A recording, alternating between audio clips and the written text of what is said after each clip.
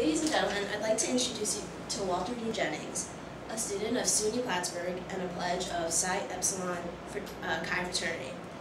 In March 2003, at only 18 years old, he died of a rare disorder called hyponatremia, and that's marked by low sodium levels in the blood. However, upon further investigation, law enforcement officials found that he was forced to drink a large amount of water until he vomited, and it caused his brain to swell due to water intoxication. His death was a direct result of a hazing ritual known as water torture that is underground fraternity practice, and every year since 1970 there has been one hazing-related death on a college campus.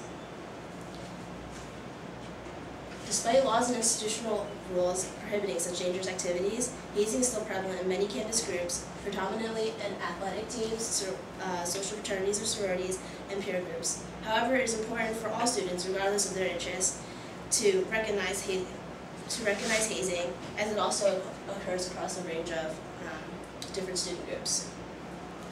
Focusing primarily on fraternities and sororities, I will first define what hazing is and the different forms it takes. Second, I will explain why it is so common in Greek communities. And third, I will discuss the potential consequences of partaking in such activities. Hazing is difficult to distinguish because it encompasses such a large array of activities.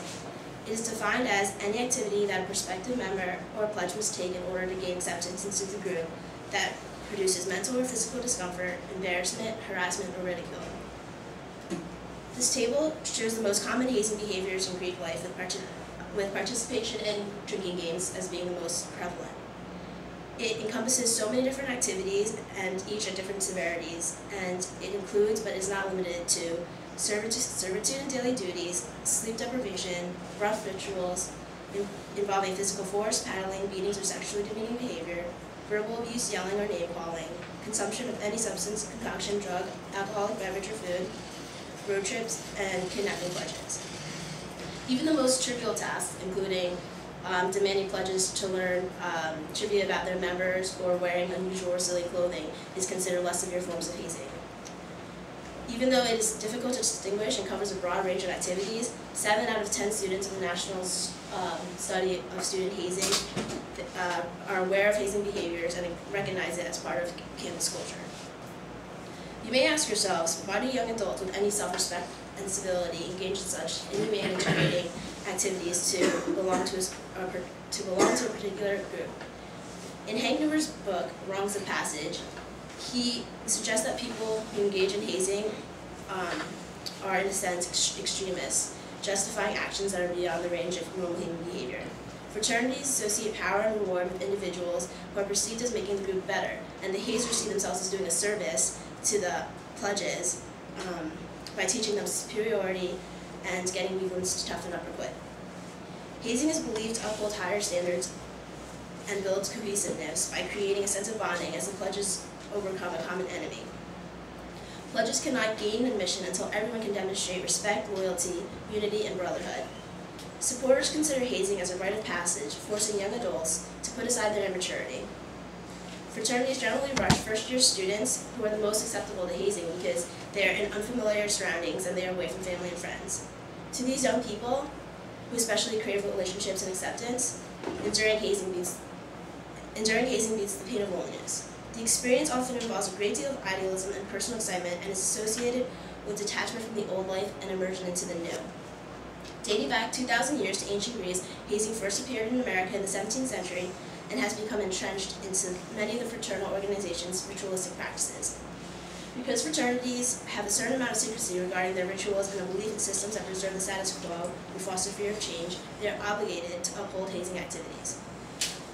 Another theory suggests that hazing satisfies some sort of primitive psychic need of the hazers to symbolically take revenge for the hazing that they themselves once endured. Therefore, it becomes a never-ending cycle, as the pledges who are hazed will in turn haze future pledges, and so on and so forth. Perhaps students who can justify such actions would think twice about supporting hazing if they knew of the possible consequences. Hazing has been banned on almost every college campus and is illegal in 44 states in the U.S. due to its potential severity. of its consequences. Victims of hazing suffer from negative physical as well as psychological effects. In the most extreme cases, death, violence, sexually charged abuse, and life-threatening torture can occur, and can lead to hospitalization for injuries.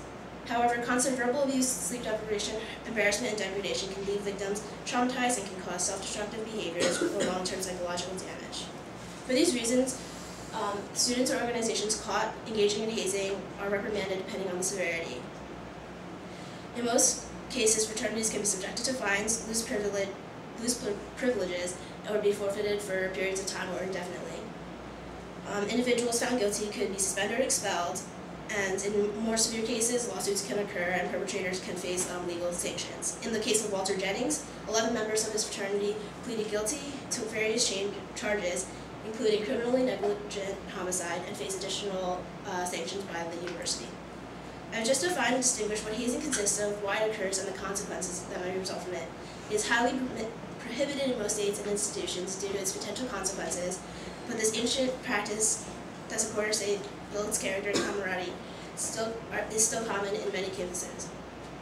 Even though universities have increased anti-hazing education enforcement programs, hazing has been driven underground and a code of silence has been established around it. It is unlikely to disappear anytime soon, and many students will continue to suffer from its tragic effects.